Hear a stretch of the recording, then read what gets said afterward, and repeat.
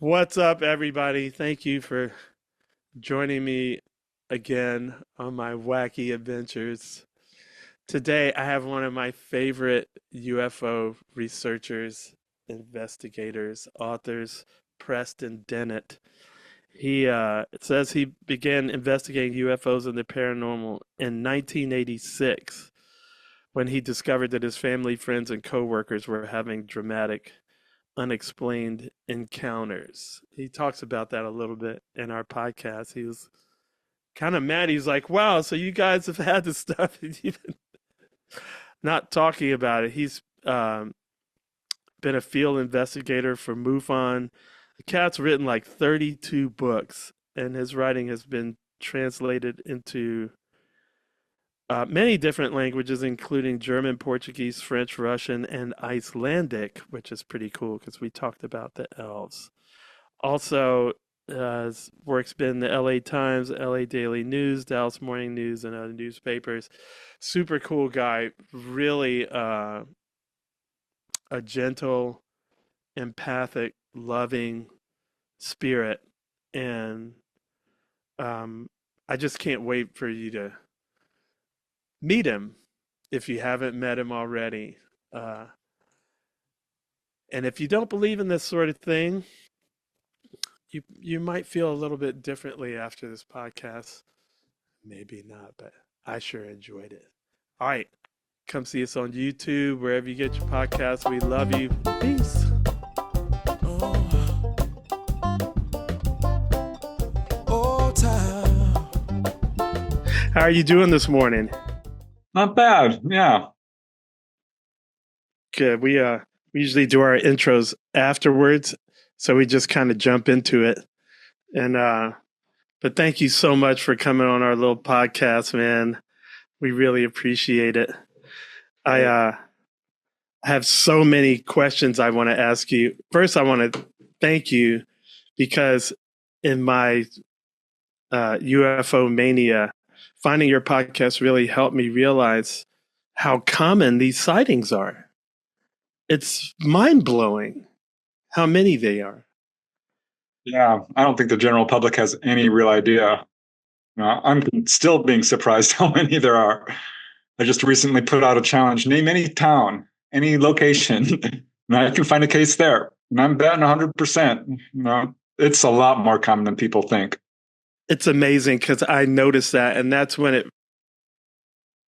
I know it started before that, but it's kind of when it really hit me. I was like, man, this is way more ubiquitous than people think. Even me, and I've been a UFO nut for 20, 30 years, you know?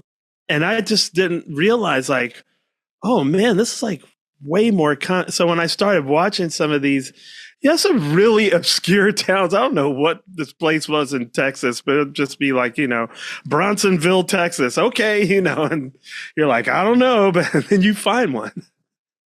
Yeah, it's amazing. It's even more amazing when you think that most people don't even report. I mean, really, 1 in 10 would be generous. It's closer to 1 in 100, probably. So that really makes me wonder just how common this is. Me too. Me too, because you have a lot of reports. And where are you pulling mostly from? I know you've done some stuff, or are you still part of MUFON? Or I am. I support MUFON. They're the biggest organization out there. I would be, probably a fool to not take advantage of it. They have their problems. Some people are not happy with MUFON, and I get it. But yeah, I am a field investigator for them. That's kind of how I started back in the late 1980s. But you can see all the books behind me. That's where I get some of the reports, of course. But I've got a room filled with magazines, newspaper clippings, journals. I mean, you name it. And of course, there's databases like MUFON has a big database. NUFORC, the National UFO Reporting Center. That's what I wanted to talk about is like, are you also using NUFORC and APRO and all that stuff where these long archived, that helps databases? A lot. But I have to tell you, the best resource is newspapers. I subscribe to the UFO news clipping service for years, decades. And I have got it's mostly digital. which makes searching for cases so much easier. But there's several news clipping services, and those are the most helpful, honestly, because you get all the Interesting. local reports. Yes, because I imagine a lot of these really big archives, maybe they aren't all digitized yet. So searching it is Yeah, you can't really search it. it's like a needle in a haystack, right? But it's weird. I might not have a great memory for movies, perhaps, but if it's a UFO story, it sticks in here for some reason. And I'm like, gosh, I think that was on the left side of this page of that book. I'll just there it is. So it's weird. If it's interesting, I think you remember it more easily. I'm this way, like with my books. My wife goes, "How do you remember this stuff?" And I go, "Well, if you look in any of my books, there's a highlighter. And for some reason, when I highlight it, it imprints in my memory, and I also can find it quicker again. So it's just like, I don't know. We get these powers from somewhere. They seem to be activated more if you're more enthusiastic." Exactly. Yeah, there's something about these UFO stories that just stick in my brain. Yeah, I thought all those books back there were just the ones that you wrote. You've written a ton of books, dude. I have. I always knew I was going to be a writer. Never in a million years thought it was going to be UFOs. But yeah, now it's 30, gosh, 3 books. I've got Wow. three or 4 in the works. I'm having fun, keeping busy. Good. I ordered 2 of them. I saw you had a UFO book for kids. Yeah, we need more of those because actually, if you look into this, contact for people, especially if you're a quote contactee, usually starts when you're a young kid. I mean, 3, 4, 5, 6, and often kids have no resource. They'll go to their parents, and the parents are like, "Ah, you're dreaming." That's changing. Yes, my kids are real lucky. They're 6 and 9. And, it is not that way with mom and dad. Because my son Nigel told me one night, he woke up and he said, "Hey, man, there was somebody little that went into my art room, which is right off his bathroom. His bed. It's like a really big closet we made it his art room." And I was like, "What?" And I believed him. Like I believe him if he's. You can kind of tell when kids are lying too. I mean, they're not great liars. Especially my kids. They're the worst liars. Yeah, I think they're great witnesses, actually. People are like, it's just kids. I'm like, no.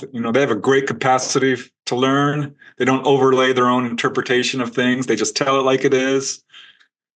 Yeah. I did a whole book on schoolyard encounters, which was really cool because you may have heard of the famous Rua Zimbabwe case. Yep. And that turns out was just one of well over 100.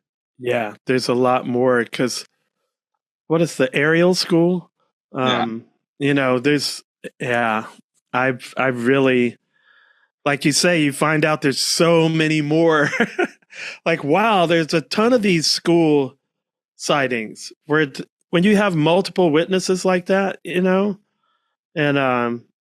and they separate them, and they all draw, and it's like, hey, man, they're all drawing this very similar things. I love those pictures. The schoolyard cases knocked me over. I'd been in this field for decades when I figured out, oh my gosh, this is a thing. Who knew? And now they're adults. And to see them interviewed now as adults, that's a trip. Yeah, still sticking to their stories, still getting a little teary-eyed when they describe it, because it's an emotional experience. Absolutely. I wonder how much of this, this is my kind of conspiracy brain, but it's also just logic. Like our whole society is a psyop in a way, like there's certain things that we're not supposed to, that's just your imagination, or that's make believe, or that's blah, blah, blah. So it's like, then now I don't trust my own lion eyes, It's like, man, I know what I saw or felt or heard or multiples of. And so kids don't have all that brainwashing yet. And They, I see people right next to me won't see it, and until I point it out, and I'm like, I used to be like that because Yeah, I've seen that myself. It's funny. I've interviewed people who had really close encounters, are still in denial about it. Absolutely don't want to talk about it. It didn't happen. And I get them talking. They describe your classic saucer, sometimes humanoids. But man, oh man, it's just crazy to see them trying to wrap their head around something that's completely out of their worldview. Can't even or find the words sometimes to describe it. and the energy it takes to try to rationalize something like that, as opposed to accept it on face value. Even we have no idea what it is, right? But we just know, hey, that's something abnormal. That's something anomalous. That's something that doesn't fit in this box. I'm at least willing to do that and go, hey, man.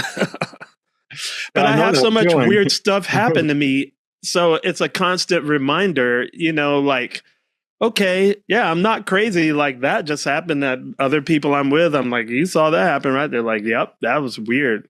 Synchronicities or whatever. It's funny I've had a bunch of stuff too. And when something like that happens, you start going through all the theories. You're like, huh, people don't immediately jump to UFOs. That's the last thing they want to do.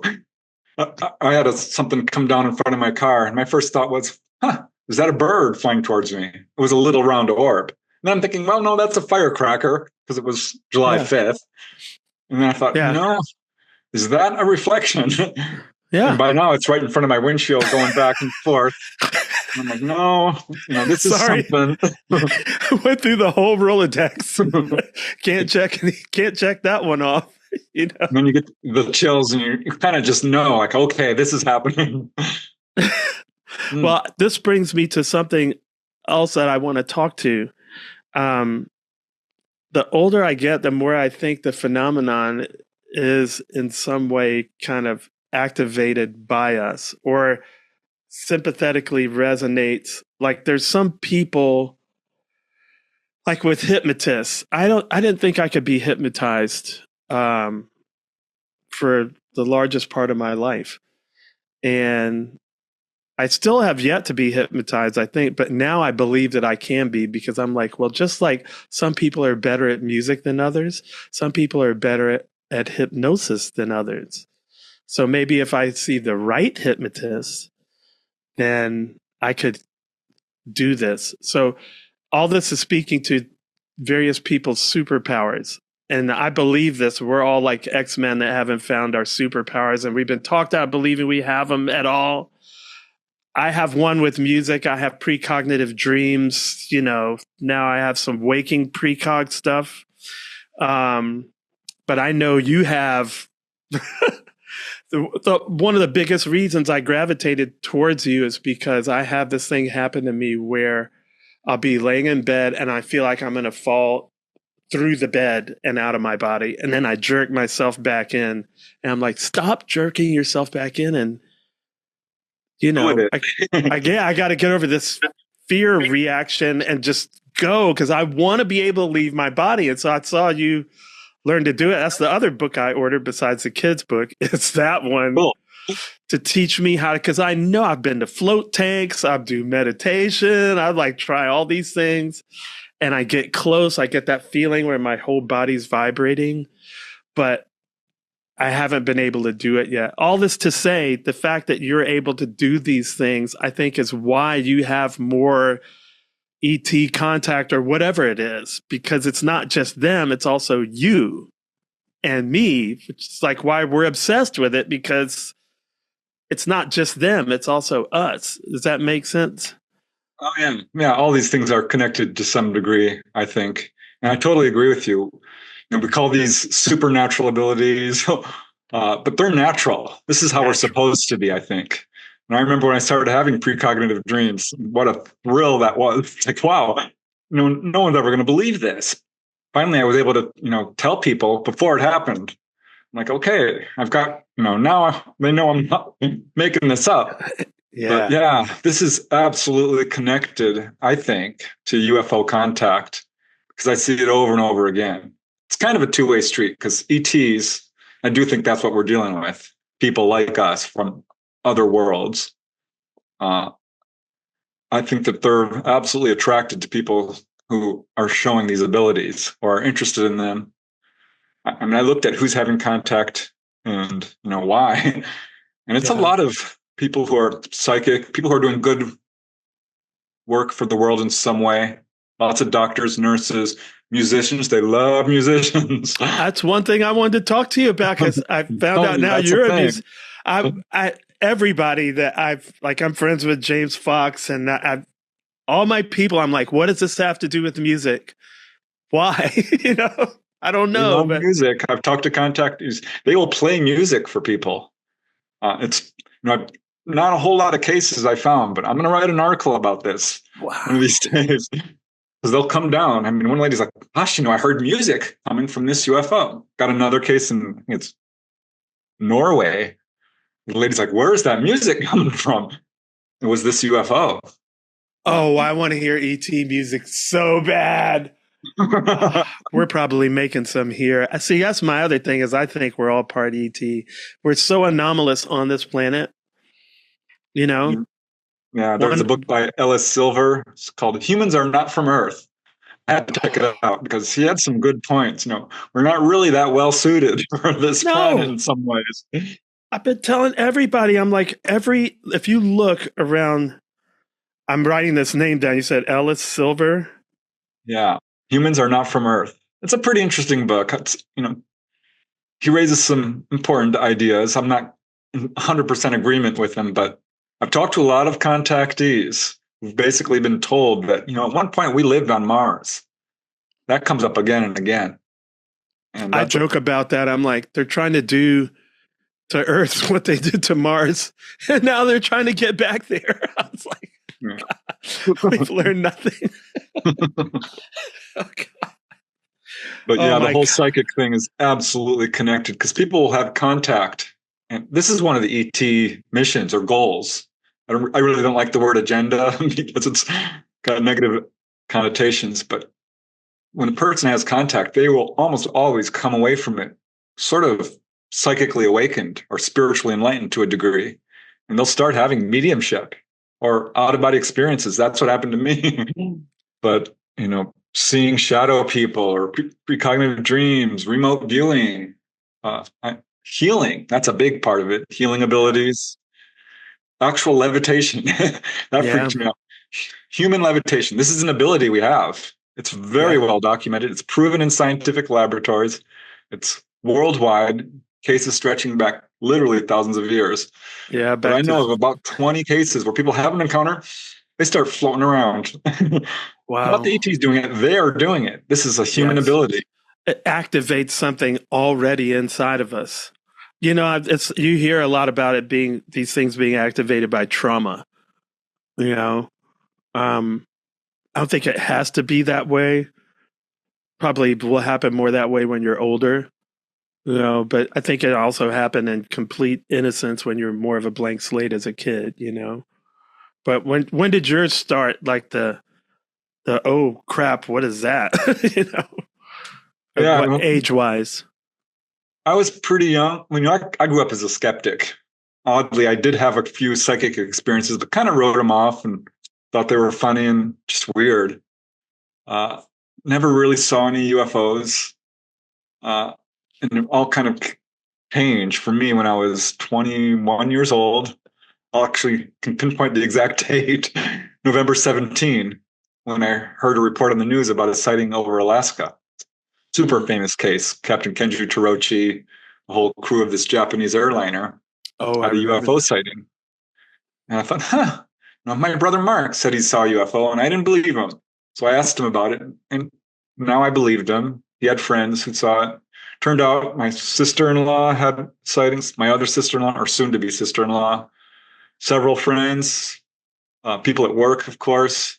So it hit home, and that's when I'm like, this is real. Of course, the first thing you do is you search your whole history, your own life. I'm like, well, there was that time when I was 9, 10 years old. I don't know, maybe 11, and I missed lunch. Now that may sound innocuous, right? But we have 6 kids in our family. You don't miss lunch. Or you're Yeah. not going to eat. And I'm like, why didn't you call me? And they're like, we did. You weren't there. I'm like, but I was in the room. I was. I was in the house. They said I was not. And I don't remember what happened. So I wonder about that. Little things like that. Yeah. But yeah, that first, like I was describing this orb coming down in front of my car. That was about 1992. And I had missing time, full on. That's the last thing I remember is seeing this thing dart away. And I forgot the whole darn thing. I didn't even remember that. Months later, I'm like, wait a second. I had that experience. So that was missing time. And that's when I started having dreams of being on board. And it ramped up. Had a series of sightings that year. And Wow. full on. I mean, I full on went on board fully consciously a couple of years ago. Best experience ever. And I can't tell you how awesome that was. That was my brother's dream before he passed away. Boy, if he could have done anything, lucky you. Lucky you. Wow, fully conscious.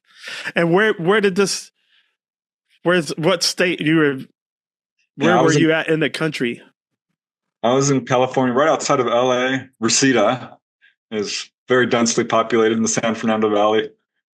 No, I grew up in Topanga Canyon, which was a huge hotspot. Never saw anything really. Interesting. But then moved to Canoga Park, and that's where I had a bunch of sightings. But yeah, the onboard experience was right from my little 800 square foot house in Reseda. Wow. And that's where you live now in California? Moved to Georgia. Couldn't Okay. take LA anymore. I'm in the Blue Ridge Mountains. That's like me.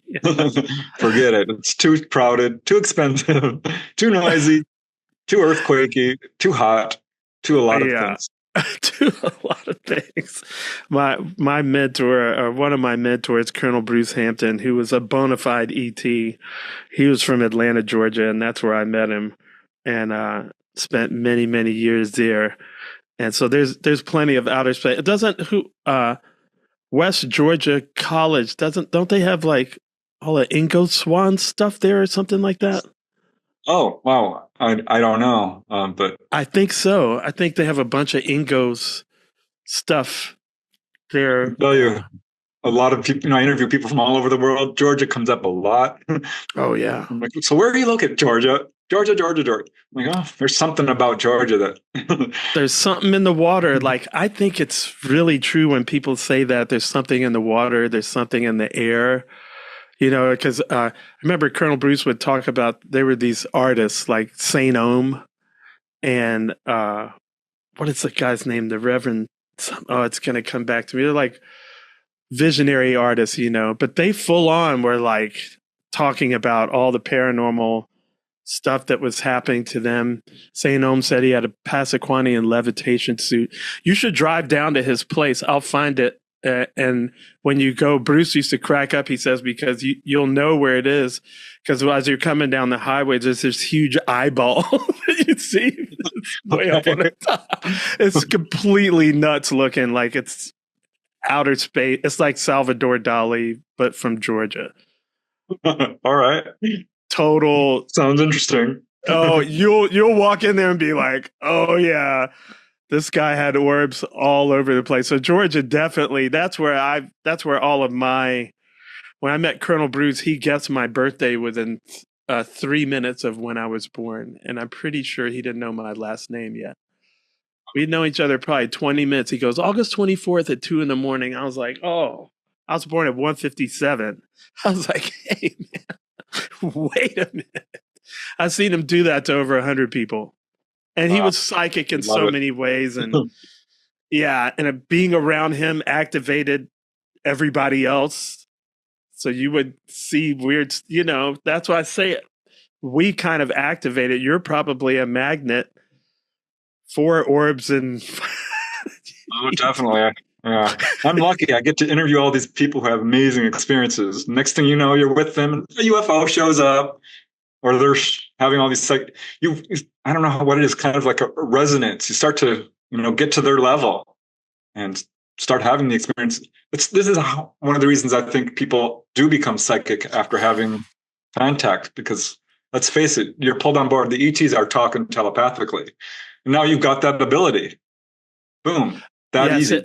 it vibrates something awake. And then now it's awake and receiving. It's like a dormant receiver that gets turned on. Yeah. You And know? again, a natural ability. This is the way we should be. We really don't even need cell phones. We can remote view, we can telepath. Seriously, we should be able to do this. It's Bruce like, Bruce had this thing where if you are sleeping in close proximity to him when you're in that hypnagogic state, he would just see everything in your life. He couldn't help it. And I watched him completely freak out, this guy. He was just kind of absentmindedly remembering, oh yeah, I dream. And it was something very secret. He was like, wow. man, only me and two other people know about this. And one of them is the judge, like how he freaked out. And I said, you can't have any secrets from this guy. Because I had roomed with him many times when he was in that hypnagogic state, between wake and sleep. I was like, oh shit. Privacy is an illusion. You might think, but we're all anyway. telepathic, even if we're not aware of it. You might call it the subconscious or the superconscious or what you want. But the ETs tell people over and over again, we're all one. We are you, you are us, we are one. And when you start having, precognitive dreams or out-of-body experiences, you start to really get a sense of that. Because you get really empathic. And you know what people are thinking and feeling. There's just no escaping it. I'm glad that I don't have more of that power. I would need the what did Harry Potter call it? Occlumency. Yeah. Where you can shield it. I'd have to have that first. Because I see people who are so empathic, it tears them up, man. It's a lot, Yeah. It's a lot of hurt out there. You learn how to deal with it, I think. Yeah. I see experience and weariness in your eyes from having to learn to do it yourself, huh? It can be hard at times, but I wouldn't trade it for anything. I love the psychic stuff. There's that saying, ignorance is bliss. I don't think so. Knowledge is power. I'm much more on that kind of guy. If you're benevolent, though, you're a benevolent soul. You're a gentle, empathic, loving soul. And in other hands, that knowledge. So I'm glad you got it. I wish those with evil intentions didn't have it, but they have their superpowers too, Yeah, I think you'll have a much easier time with it if you choose the path of good. The red carpet kind of rolls out for you in that way. No. I've talked to a lot of contactees, and they're good people. Like I've said, people who are getting contact are people who are doing good work for humanity in some capacity. One lady I interviewed, I wrote a whole book about her, Dolly Saffron. Oh, I love Dolly. So Symmetry. Much. Oh man, she is the work she's done. She's lifeguard, zookeeper, nurse. I mean, she's on a animals show up out of the wilderness injured. Walk up to her. I could write a book on just animal stories with this woman. And this is part of the pathway of contactees. They're there to help people. Yeah. So it's very cool. It is cool, man. Because I see it with my mother. She was like that. She was a nurse, labor and delivery in emergency room. And things come to help her. Just the universe, God, angels, whatever, elves, they come and they help her. The weirdest thing, the synchronicity in this field is off the charts. I'll be at the bank or something, or the post office. I used to work full time at an office, and I would pick up the mail and deliver the money to the bank. And it seemed like once a week, I'd be in line, and someone would say, "Start talking about UFOs to me." I looked on them. Am I wearing my UFO shirt? No, I don't wear my UFO shirt to work. I do have a UFO hat, but it's weird. People just start in the grocery store, even. I'm like, this is insane. I have a friend like that. She says her husband gives her a hard time about it, but she's like, I don't do it. I'll be in line at the grocery store and someone will literally from not they we haven't said, hey, I'm so and so, blah blah. They just unload their heaviest life stuff on me. And she goes, it's happening again. And then her husband goes, why do you always start? She's like, I don't do it. They do it to me. It's like a magnet. I can't tell you how many times I've been in a store, person walks up to me and think I work there. Starts asking me all these questions, and I'm telling him, because I know the store. Perhaps I like going to certain stores. But like, no, actually, I don't work here. But it's over on aisle 5. That's just because you have a friendly face. But they start talking to you about UFOs, it's like, what? Well, I want to ask you about this. That one of the things that I grew up in DC and around all the 3-letter agency stuff, and I never seem to be able to escape it, no matter what part of my life I'm in. But now I'm getting to the point where could meet some of these people in the UFO world, but I'm very distrustful of 3-letter agencies, But I know, and I know you have certain, nobody gets deep into this field without, well, now they're all coming out of the woodwork. I think the UFO people knew who they were before everyone else, kind of before they really came out of the woodwork. But you said when people have these experiences, it changes them. And so I wonder if I need to cut some of these people more slack, because now they are having experiences and it is changing them and they're actually admitting it. I'm just distrustful about why everybody is all of a sudden able to talk about it all of a sudden. That's my, it's not so much an individual thing. I'm like, wow, this just seems sudden, but I'm trying to help myself cut them some more slack. How can you help me with that? I feel you. I mean, let's face the cover-up is real. It's no joke. Yeah. It's easily proven, and we know who's behind it. It's the highest levels of the military. It's the intelligence Boeing agencies. And McDonnell Douglas and Lockheed Martin and the industrial military complex. Raytheon, we know. But the intelligence agencies, they're neck deep in this. We know this. And disclosure is such a controversial topic. It's been clearly tightly controlled. They've lied since day one. They're still lying. We're not having disclosure really at all because they have the bodies. Roswell happened. They have the craft. They have, all the jets that are out there have cameras on them.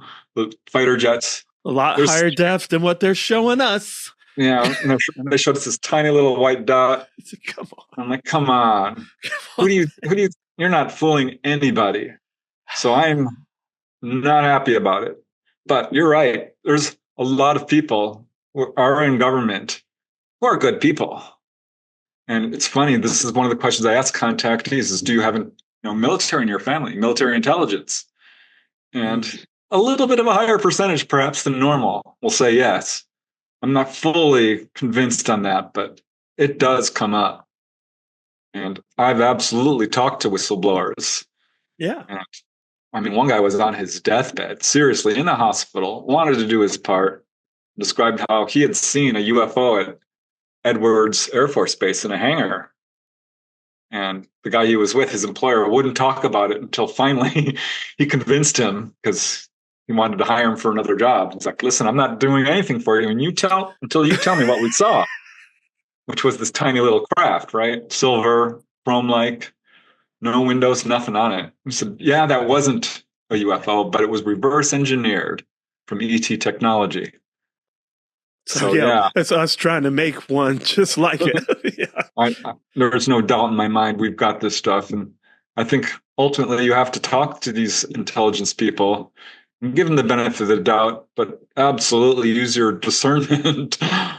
Talk to them face to face if you can, because it's pretty easy to tell if a person's honest or not, or sincere. Yeah. I've interviewed a lot of people. In the beginning, almost nobody would let me use their names. They Yeah. would almost always say something like, I've got no history of mental illness. Got a good job. I don't do drugs.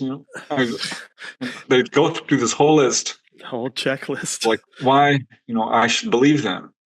But ultimately, it's, you can see the emotion or hear it in their voice. That says a lot that they would even talk to you, which means this is something that they really needed to get off their chest. Because it was still a big risk back then. Just the ridicule alone, but not to mention more than that, if you are talking about classified stuff, they're waiting. That's why they're waiting till their deathbed. Yeah. Yeah. It's no joke. People have lost their jobs over this subject. It has split up family. It divided my family. My brothers and sisters. And my mom had passed away. But my dad went to his grave, never really believing in this. He's like, what's wrong with you? Why don't you just write science fiction? The UFOs aren't real. I'm like, Dad, they are. He never read one of my books. Oh. I'm like, Dad, come on. So, Dad, I'm writing these books because the truth is wackier than science fiction, or just as But yeah, I mean, I think this is a real subject, and it's really hard for people. I get it. It was hard for me just finding out it was real. I mean, it was not good news. I was an unhappy camper for a year. I lost my mind over this. Like unhappy about what specifically the most? I think the government cover-up is what really pissed me off. Yeah, yeah. But also the fact that the subject wasn't being taken seriously. I had family members who were basically lying to me, did not talk about it, had these experiences. I was mad at them. Like, why didn't you tell me this? We've been coerced. That's what I'm saying. There's our whole society is a psyop in that way that you're not. That's why I love professional wrestling. It's like what we agreed to not talk about, but we're all in agreement, but we all know it's what's really happening. And it's like gaslighting. The media is that's where I would tell my wife and stuff. I'm like, I'm so angry because I'm realizing I've been gaslit since day one. A constant barrage on all sides, academic, religious, Yeah, it's intentional. Economic, we're all victims of the cover-up. They made a decision early on, the intelligence agencies, to explain away all encounters, all of them, as hoaxes, hallucinations, misperceptions, or mental illness. That's it. If you think you saw a UFO, you're mentally ill. You're a liar. You're an idiot. You're on drugs. That was, and that worked. Well, it didn't work, but definitely caused untold damage. Well, look at your family. Like, you're like, wait a minute, you guys had all this stuff happen. And yeah, come on, you knew. There was two camps, those who had an experience and those who hadn't. I got them all on my side. It took a couple of years, but I proved it to them because the evidence is there. I mean, if you don't think this is real, you haven't done your research. You haven't done your homework. It's real. And I get when people say, well, when you get on YouTube, there's so much crap to sort through. I'm like, yeah, but there's so much crap to sort through with anything. There's so much crap to sort through if you're trying to find a spiritual home. There's so much crap to sort through trying to find the right music you want. There's so much, that's life. But don't be like Neil deGrasse Tyson and be like, it's like, dude, you're an astrophysicist. That's a small world. Like, come on, bro. Come on. I know you got to make that money, but stop it. Like, come on. I want a face-to-face with this guy. I really do. I need to get over some anger first, because I feel like he's just the king of gaslighting, So I don't want to be like when James Fox was with, what's his name, the debunker guy. I can't remember which one now, but no, there's a whole army of them. I just am like, there's so much evidence that, like, when I just some people I was on the road with, I was like, what about the 6 astronauts? And then I found out a couple of them, like Deke Slater, They didn't see anything on the moon or leaving it. They saw this when they were World War II pilots. That's when they saw their UFOs. Super. But there's 6 of them. Like, come on. What about these generals? What about, and so when Leslie Kane's book came out, it's like, come on, you're just not even trying. Like there's a lot of info out there. I talked to a lady who talked to a really well-known astronaut, and he told her that basically there's 2 camps in NASA: those who have seen him and those who haven't. But they all believe, despite their denials, they know it's true. Yeah, I mean, come on.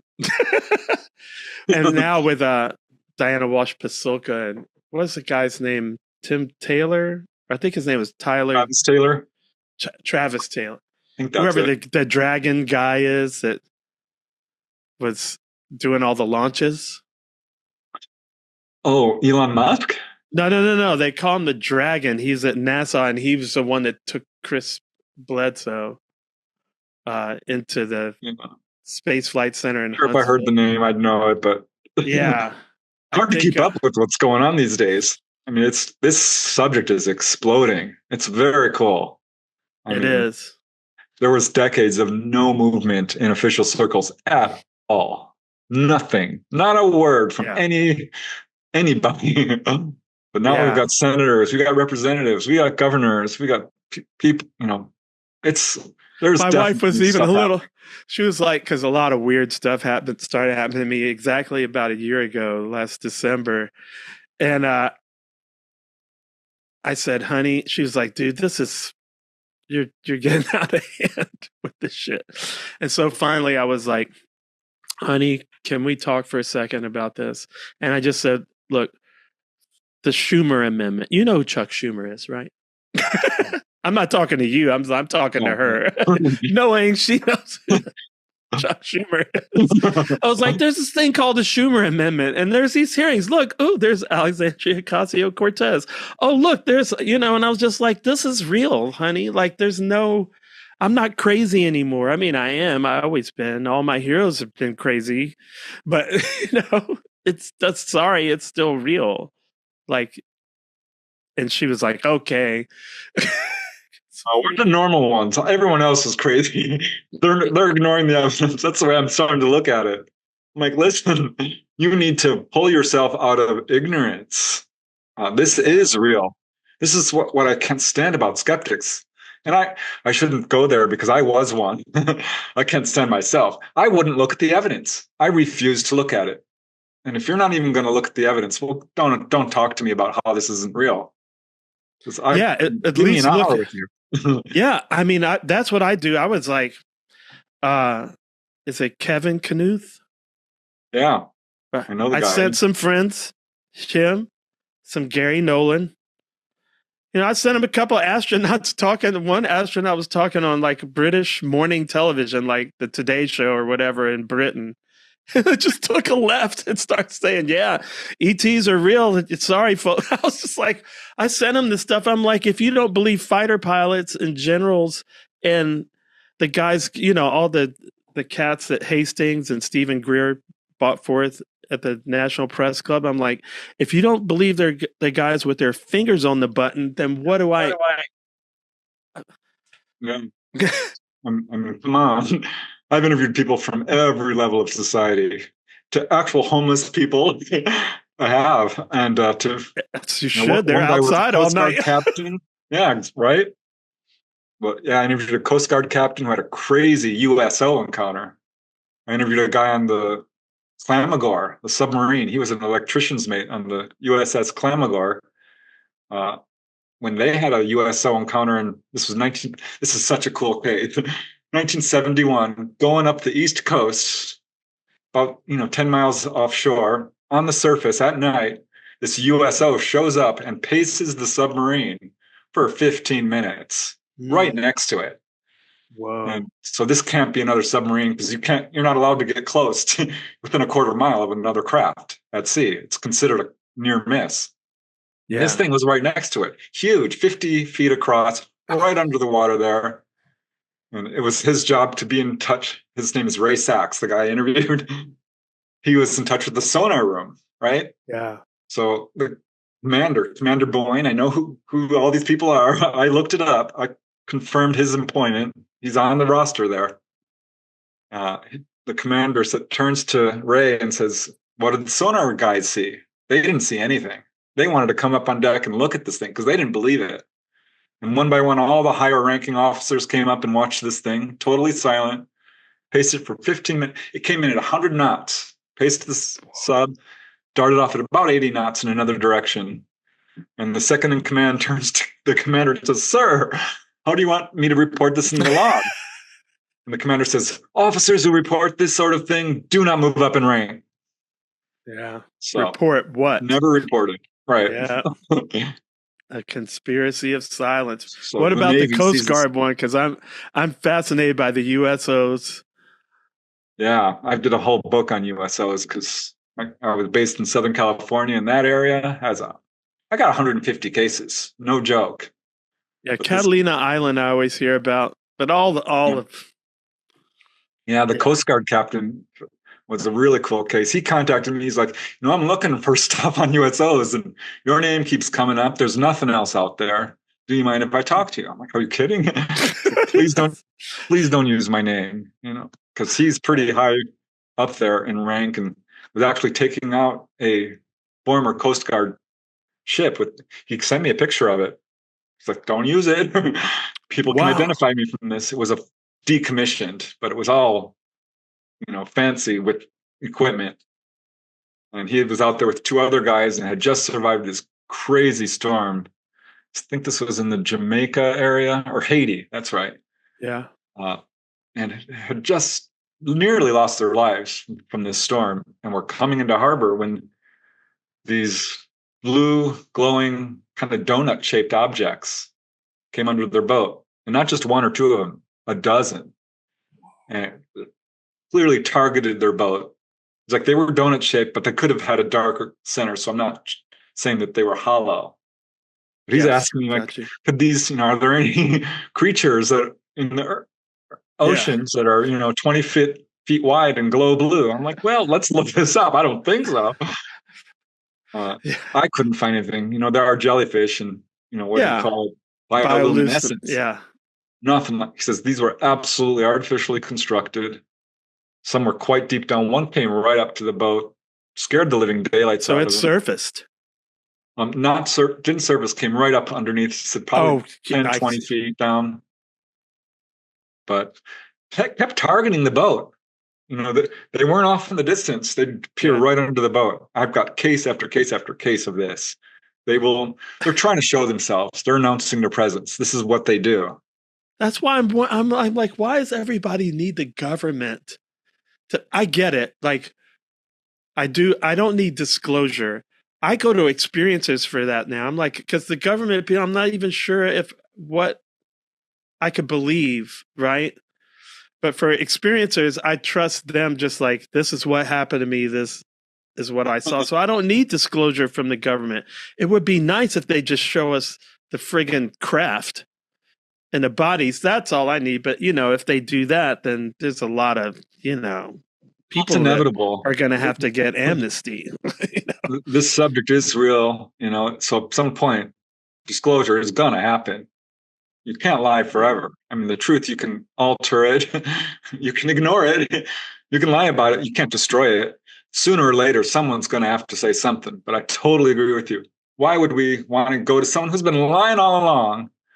The whole time. Look for answers. And I don't just I'm not trying to call anybody out. I'm not going to use any names.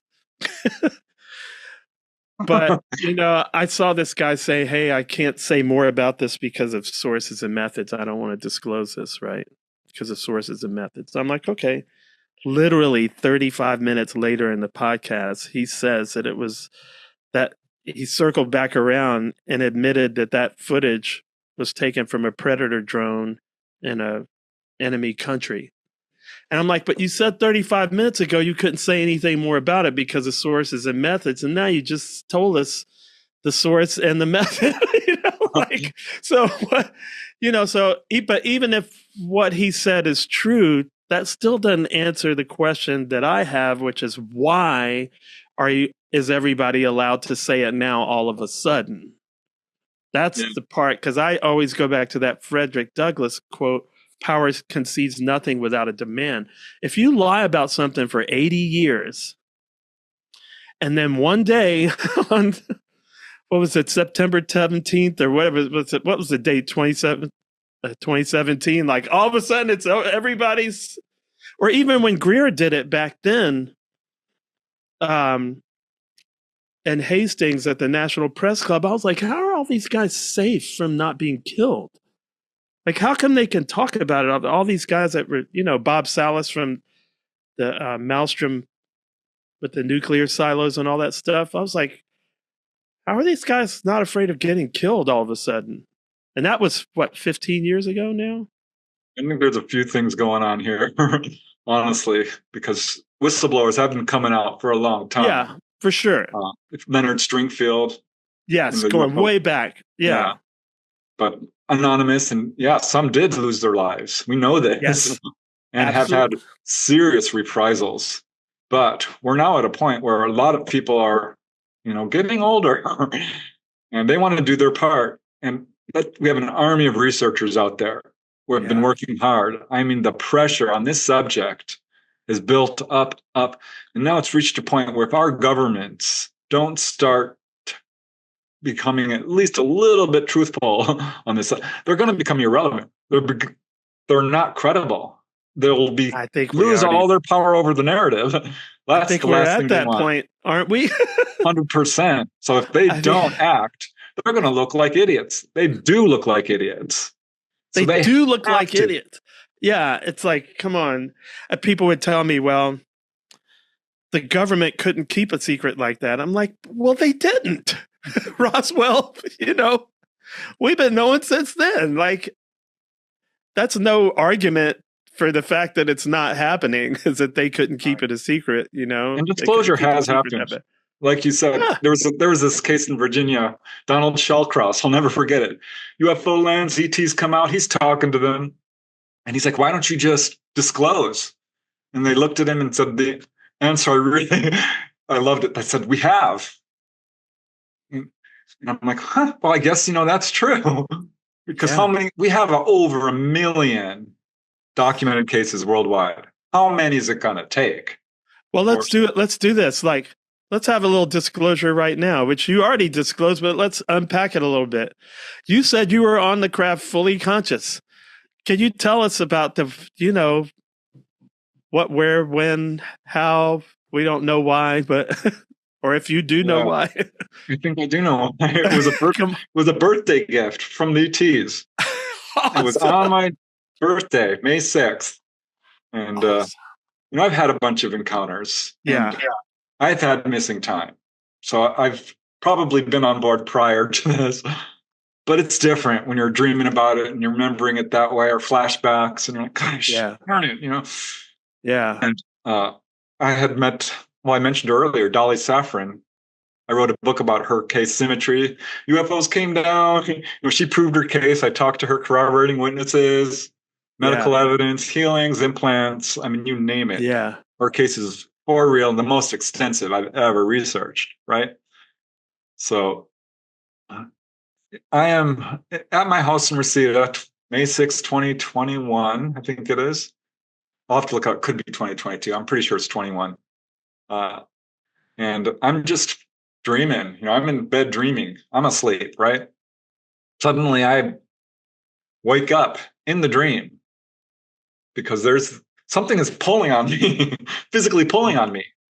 So I become fully awake and I am hurtling through space. And I recognize this feeling instantly. I'm like, I know what's happening. This has happened to me before. It's a very electric feeling when you're being pulled up by them. You're kind of impressed a little bit. I'm like, oh, I'm being taken. Yay! I'm in a good mood. This is awesome. And I'm watching the earth kind of fall below me. And it's dark out, in space. This is taking a long time. It took a full 30 seconds, almost a minute, before suddenly I'm coming up through the bottom of this, you can see it, and boom, you're inside this room. And it was about as big as a house. no walls, but a round room, smooth floors. I'm on a bed, on this table, and there's little guys around me, and this tall woman who is not fully human. I mean, she's half and half, right? She's a Yeah. hybrid, Yeah. and she's beautiful. I mean, she's got these huge wraparound eyes, bluish. She's wearing this white jumpsuit. She's thin, very long Yeah. limbs, tight curly blonde hair, and she's looking down at me like, "Are you okay?" Like, I'm fine. And I'm trying to get up. I'm like, no, no, no, no. We Yeah. need to check make sure you're. I'm like, I'm fine. I'm fine. I want to get up and run around. Yeah. I You're want like, to talk. let's Let's go. go. And they're like, no, no, no, no. We need to check. I'm like, listen, I'm fine. And I had to convince them. It took 30 seconds or so. But they let me off the table, and I walked straight up to this tall gray who is 7 feet tall, if not more.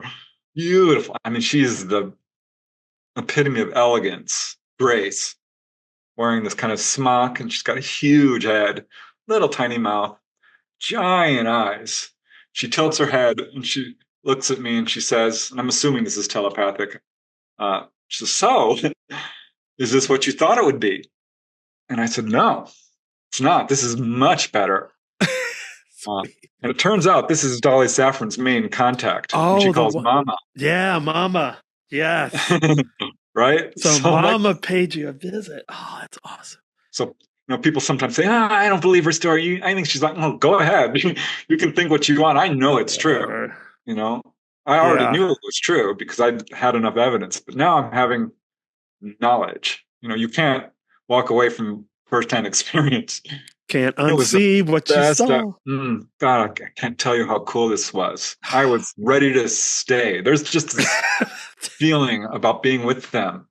Like, I'd be all like, right. can we grab my wife and kids and just jet? I'm telling you, I can't. There are no words to tell what it's like to be next to someone who's that advanced, ethically, morally, psychically, spiritually, mentally. Man. I mean, I was in heaven. Yeah. And I'm like, "Can I explore?" And I'm like, "Go ahead." There were other people there who were not flicking to it. So there were other humans there that were not into it. They were standing there in a daze. I walked up to them. I'm like, "Hey, I'm Preston. What's your name?" And they're like, "Hey, dur, dur, dur." They were Huh. hypnotized. They were not fully aware, which I get. So they let you be fully aware, probably because of Dolly, huh? I think to some extent it's on us. And if you're in a panic mode, They that's the calm last you thing down. Yeah. they're not there to scare you. They don't want you to freak out. So if you're freaking out, they're going to say, that you're going to remember this as a dream, if at all. Yeah. You're So not this is ready why yet. You're not some ready people yet. come back from the experience thinking, it was horrible. It was so scary. Like, well, what happened? Well, they looked at me. I'm like, okay. What else happened? Well, they were examining me and I didn't like it. I'm like, okay, are you okay? Because I don't get reports of torture or people ETs intentionally hurting people or Yeah. anything like that. Yeah. They cut off a finger. No. You never hear that. We do horrible things to each other. That's where it's coming from. It's not them, it's us. And we Yes. kind of overlay our own, fears of strangers. That's why that's the other reason why I don't need my disclosure from the state, because the state cannot help but have anything other than a threat narrative. That's all, period. And it's ridiculous. That's all states do.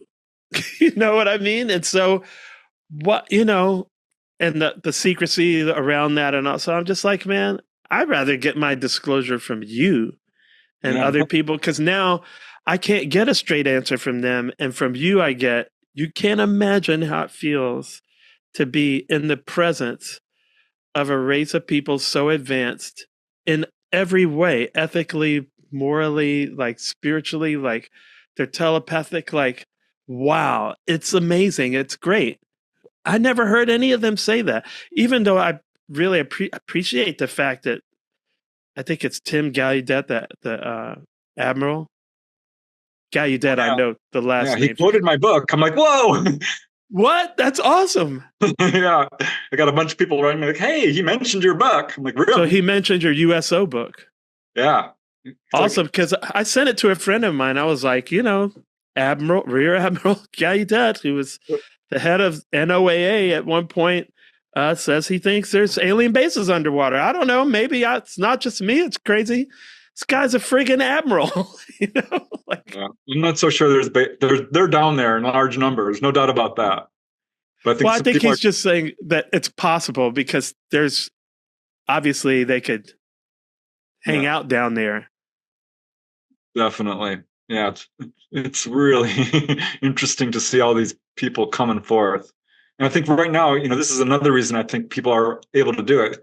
Because if they're prosecuted, if someone comes after them, that sort of rings the bell and says, oh, well, there must be something to this. If they're being, attacked or prosecuted for this, it draws attention to the subject. Yeah. And so I think there's many reasons I think why. I think people have just gotten sick of the lies. I imagine that there's a bit of infighting in the intelligence agencies. Well, I know there is. Whereas the old school is like, no, we're going to keep lying, and the new folks are like, screw this. This is Yeah. not the right thing to do.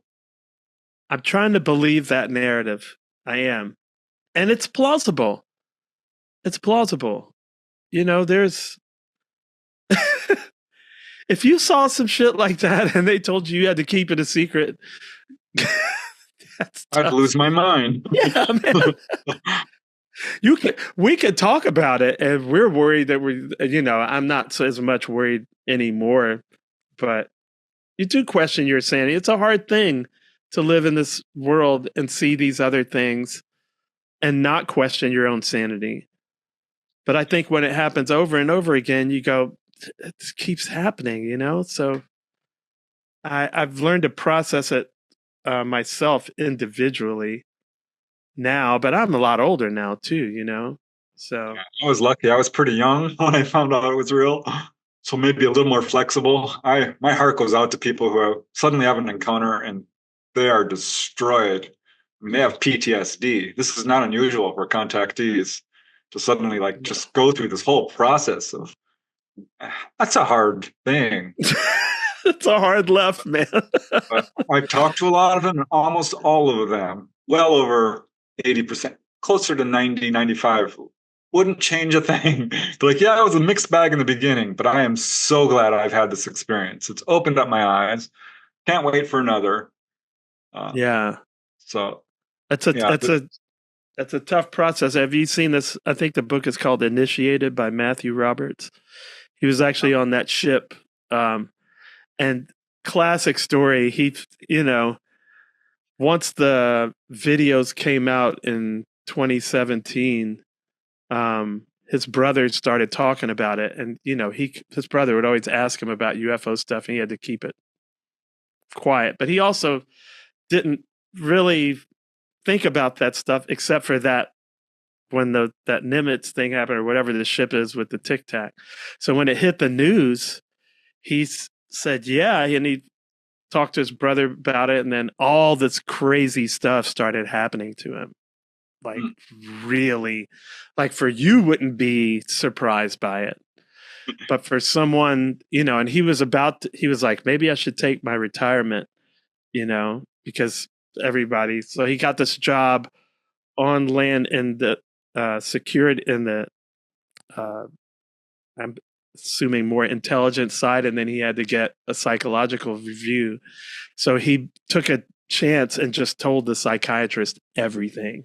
Instead of the psychiatrist telling him, you're crazy, he said, I think you need to write a book. And so he wrote this book. nice. But a lot Wow. of it is him trying to deal with things that were happening that were so bananas that if he acknowledged they were real to someone else, they would for sure think he was crazy.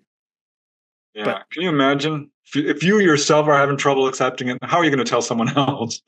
yeah. And but my mom was always psychic. It was always like acceptable to say, my dad poo-pooed all of it, but I always had that permission to from very young. So when I met Colonel Bruce and he did that weird thing, I was like, oh, this is super cool. I didn't I go, love oh, that. you know what I mean? I didn't have some It other freaks me out in a good way. yeah, I love I it. was like a moth to a flame. I've actually seen other people literally run.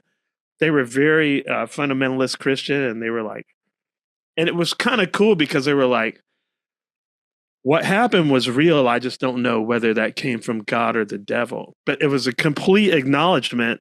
And they were like, just in case it's the devil, I'm out of here. Yeah. Like, I've talked to some people who are really religious. One guy was a Mormon. He's like 24 years old. Grays come in, they're taking his little son. oh shit. And he jumps up and he recognizes this gray. And he says it was like a near-death experience because he had this life review and all these unexplained incidents. All the memory came back, and he left Mormonism.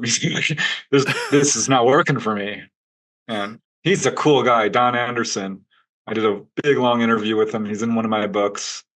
I took him on board. It was a really I'm gonna write that down too. Don Anderson. Yeah, he's out there. He's done interviews. So. See, I would think religious people would have an easier time with it just because of the whole, I guess, depending on what denomination you are and how dogmatic it is, it has to be looked at in this certain way. But all the phenomena are like, it's total Jacques Vallée, it's like, sure, I believe in everything now. Fairies, elves, gnomes, centaurs, the whole, I'm like, I think all of it's on the table. Yeah, I'm right there with you. I'm not ready to say it's all the same thing, like some are. No, I don't think it is. I'm more of an all the above type guy. Elves are real, no doubt about it. Fairies, gnomes, little people, they're in all cultures. I looked into this. I was shocked. I put out this video, and all these people are contacting me like, I had this experience last year, with an elf coming in my room. You're what? This is not 100 years ago. This is still going on. It's perpetual. I recorded my last record in Iceland. We're going back again this year. And we had full on. We need another hour. I've already kept you an hour. I don't want to keep you all day. But yeah, we had full on. And then you'll love this. The last day we're there, the keyboard player, we're all looking up stuff online. He goes, hey, the elves have 4 holy days. It's summer solstice, New Year's Eve, Christmas Eve. I was like, that's my mom's birthday. And January 6th, I was like, oh, that's my dad's birthday. So that's why they saw me coming a mile away. Wow. Yeah, it was cool. I can't wait to get back. And wouldn't you know, my wife is always rolling her eyes at UFOs. We're in this big, like, hot tub pool thing, like a pool-sized hot tub. And there's aurora borealis, and, sometimes it's snowing on you at the same time. We're in there in December, and she's got a video camera up, and I think they're trying to get some aurora borealis or something. And in the fog, there's this thing moving around like this, and everybody's like, what's that? But it won't get picked up by the naked eye, and it wouldn't get picked up by the camera part of the phone. But the video part of the phone, you could clearly see this thing moving around. And Jess was like, I think that's a UFO. I was like, damn it, you get to see the first UFO and not me? I was so pissed. I've had a number of sightings. It's always thrilling every single time. Well, you do. We haven't even got into it. I hope I can have you back another time because I don't want to keep you forever. But there's so many things I wanted to ask you about your out-of-body experiences and stuff like that. But one thing I do want to touch on, though, because we talked a bit about this, is people see different types of ETs. And I had someone say, "Why don't Black people ever see UFOs?" I'm like, what are you talking about? I've interviewed a bunch of them. That's obvious, right? Well, Betty and Barney Hill, you only hear about that one most of the time, No, I interviewed people from all ancestries, and it's the same with ETs. And people are like, "Oh, why are they always light skinned?" I'm like, "What are you talking about? That's not true." I won't use the term Nordic because it's not accurate, and I hate that term. I'll call them human looking. I talked to a guy. He had a ET step out, dark skin. He said it was the most beautiful man he's ever seen. He's like, "Listen, I've got a wife. I like girls. This man was handsome." Blue jumpsuit, silver boots, I think he said, or no, I forget, but Wow. long dark hair, dark eyes, dark skin. And I'm like, yeah, I've heard this before. See, I've They, never heard that. I'm so fascinated. The only they, one guy I heard was a dude from NASA that wrote Somebody Else is on the Moon. I think it's the name of it. And he said there was an alien that was literally like jet black, like black, coal black, like black, I, black. I can cite 20 cases right offhand. Oh man, you need to send me these cases if you can, because that's one of the things that I wanted to ask you was about if there are Yeah. any dark skinned aliens. I was Because not you going to let always that hear go about by. tall whites, Nordics, and all that stuff. No, because people sometimes say the craziest stuff to me. I'm like, well, what are you talking about? They come in every darn color. It's just like here on Earth. If you were to take a line of people, and of course, we have all different skin complexions, and we look completely different. You could pop in all these ETs there, and they'd fit right in. They really would. I mean, grays do look a little different, but there are people who look like grays. No, I tell people all the time because Colonel Bruce would see stuff that I wouldn't see and he would point it out. And so now whenever I'm at an airport or if I'm in a casino, they could blend in better. And, somebody walk by, I'm like, nice try, Yeah. I see it like a ogre walked by and there goes, a gnome and there goes a hobbit and there goes an elf, like especially kids. When I'm in public, I look at look at how people are dressed. Look at how they're behaving. Keep your eyes peeled because that does happen. There's no doubt about it. I've written books on various states, California, New York, and the Midwest. And there's cases in every single one of these where ETs are being seen in places, gas stations, casinos in Nevada, of course. Yeah. But restaurants, I mean, you name it. Convenience stores, schools, of course. It's crazy. They've been blended in for a long time. Yeah. I mean, and we know these are ETs because sometimes we'll be taken on board later and there's that person. That happened to this lady in New York. She had this guy come up to her at the schoolyard and he disappeared. And then she saw him in a liquor store. Real pale, sparse hair, odd looking dude. Goes on board, there he is. And I've seen 3 people recently. One was at the airport in Miami, and I was walking by. I was coming back from a gig, and this girl would sit because it always makes me flash back to that Ingo Swann part of the story, a part of Penetration when he was in the grocery store. I remember. And that lady, she's like real attractive, and all of a sudden, all his hair started standing up, and he was like, "This lady." Now he was. For the fans out there, he was completely psychic, so he knew she was an ET from feeling it. But I think we can all get that feeling. And when I saw this lady in the airport, she was like a different kind of pale. It's not albino pale. It's a different pale. And it's not. I was like, oh boy. And she looked at me the whole time I walked by, her eyes followed me. And I was like, okay, I didn't hear another guy who saw anything. someone at an airport. It's like her skin, it was flawless. The way she walked, and of course she did the little quick, acknowledgement, like, yeah, I see you. I can hear what you're thinking, even if you can't hear what I'm thinking. Yeah. Or if they're just keeping quiet. And there's another time that I was just like, man. So now I do it with my friends, especially like you could tell people with elvish blood. What did the scientists say? I wish I could remember who it was. But he's one of these guys that has been coming out. And he said, if you don't believe in it and you're not looking for it, you are almost surely not going to see it. But if you do believe in it and your eyes are open to it, I see it all the time. All the time. Go to the store. We perceive the world through the lens of our belief system. Yeah. And now friends of mine are like, look at that guy. I'm like, it's like, oh, well, you're just making fun of people that look funny. I'm like, no, I'm noticing something anomalous. They may not look funny or whatever, but there's something there that sticks out Yeah.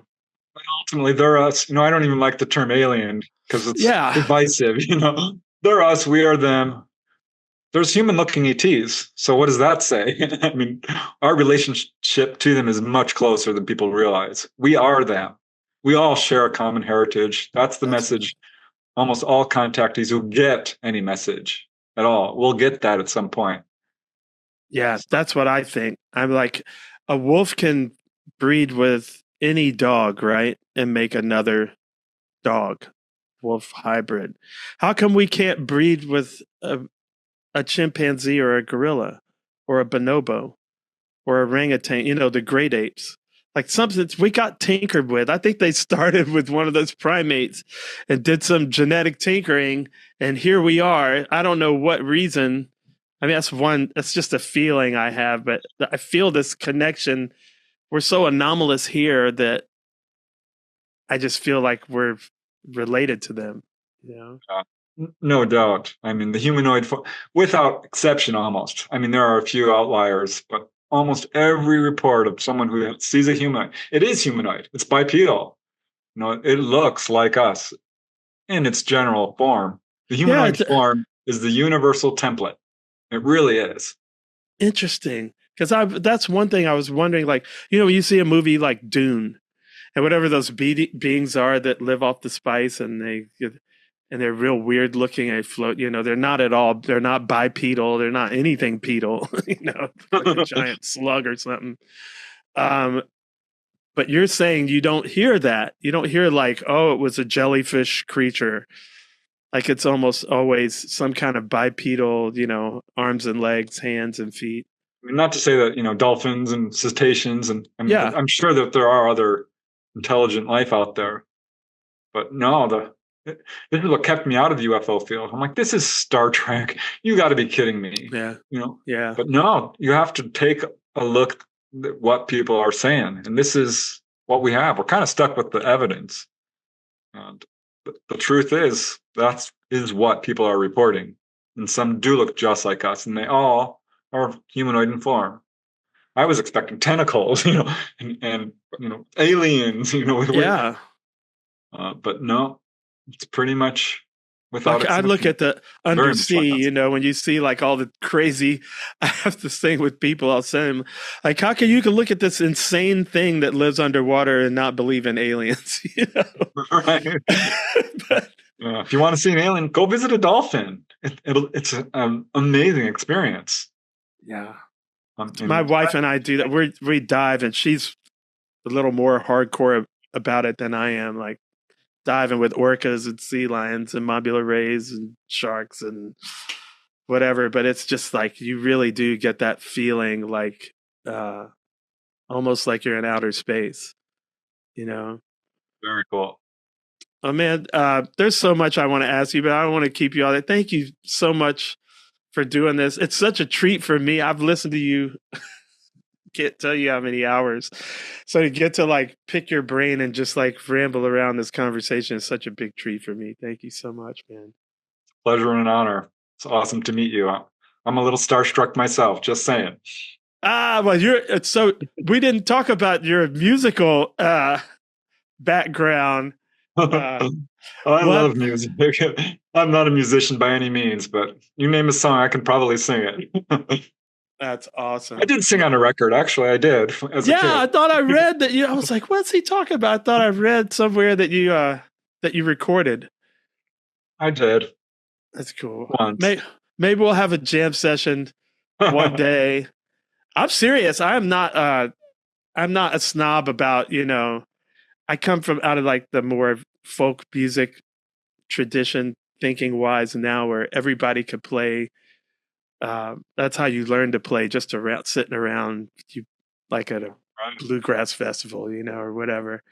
Um, so yeah, hopefully sometime we'll get to do some playing together if we're at a UFO Awesome. conference or something. I've never been to a UFO conference. It's like, man, what would you recommend if you could send me to one UFO conference? What would it be? That'll be my last question. Gosh. Well, Contact in the Desert is the big one. All right. It kind of went downhill a little bit, so I don't know.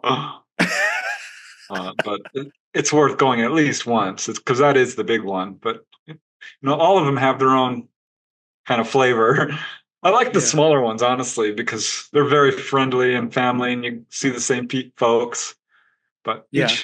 I've spoken for all the little local, well, not all of them, but a bunch of the MUFON groups. They're great, little Yeah. statewide MUFONs. That's what But I should do. Maybe I love start all the with. conventions, because Yeah. you're among family. You're like, okay, people who understand. Yeah. So all of them are fun.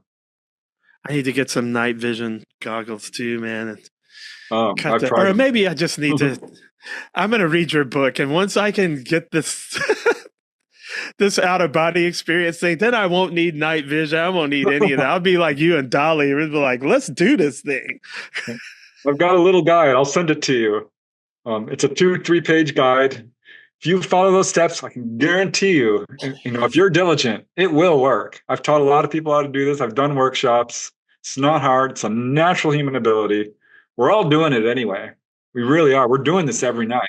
That's what gave me the encouragement. That's what, because I heard you say this on a podcast. You said, we're all doing it when we dream anyway. And I was like, of course, duh. And it's kind of the same feeling as when you fall asleep. Yeah. It's almost the same feeling, but it's more electric than my normal just falling asleep. But I was like, yeah, I've flown in my dreams, or I can levitate. I don't know if I can really like fly fast, but I can levitate to get out of trouble. And You're doing it. yeah, so I was like, dude, you're already doing it. You just need to bring it into your Yeah. consciousness. And it's Like the safest sleeping. People are like, oh, it's dangerous. I'm like, yeah. it's not. It's just, you're doing it already. It's safe. You're going to do it permanently at one point. Let's face it, you may as well get a head start. Which is why you should eliminate fear. I love that ancient Egyptians had no word for death. They called it westing because the sun rises in the east and sets in the west, but then it comes back. So it's like, yeah, you're going to do it permanently one day, which should eliminate all fear of death because there is no death. That's how he proved consciousness doesn't start in the brain, because when the brain shut off, we're still conscious. So, yeah. Let's do a show on OBEs. I would love that. I could talk for hours. Okay, bro, you're on next one. That's just because I've heard you go deep into it, and that's really, honestly, I just didn't want to do all of that today. That's why you're here. Is I'm like, this is the guy. You and Dolly, man, Dolly, like, she's next level. I can get you Dolly too. She'll do a show. Okay, I tell you what. One time, because I contacted her one time on Facebook, which I got back on Facebook. I got off of it, but some people I could only contact that way, and I thought that was the easiest way. And she didn't write me back, but I know she's got a lot of stuff going on. Yeah. So when I tried you, and you were like, "Sure," I was like, "What?" So let's do that. I would love to have a show just about the OBE thing, and maybe after you send me that thing, maybe I can actually do it successfully one time, and then I can chime in a little bit. That'd be awesome. Well, bless you, man. Thank you so much. My pleasure. Thank you.